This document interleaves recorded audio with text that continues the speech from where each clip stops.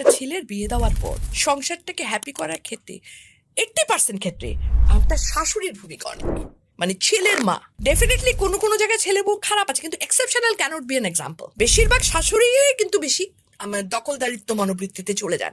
এখানটায় যদি ওনারা একটু ছাড় দিতে পারেন, ওনারা যদি একটু মনে করেন যে না, আমি আমার মেয়ের জামাইকে বলছি কি যে আরে আমার মেয়ের জামাই কত ভালো, আমার মেয়েকে কিছুই করতে দেয় না, সারাদিন অফিস থেকে এসেও সে মেয়েকে রান্নায় হেল্প করে। আর ছেলের ব্যাপার হলে তখন আমরা বলতো কি ছেলের বউ একে সারাদিন ঘুমায় থাকে, আমার পোলা আসে রান্না করে খাওয়ায়। একই মানুষ, কিন্তু আমরা দু রকমের মনোবৃত্তিতে যাচ্ছি, তাই না?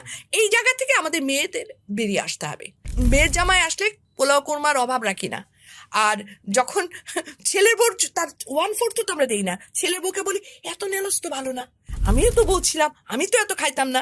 সিরিয়াসলি কিন্তু ইট হ্যাপেন্স। হ্যাঁ, কিন্তু মেয়ের জামার জন্য পোলাও কোরমা কোফতার যদি টাকা না থাকে, আমি ঋণ করে নিয়ে এসো খাওয়াবো। রিজনটা কি? রিজনটা আমি চাই আমার মেয়েটা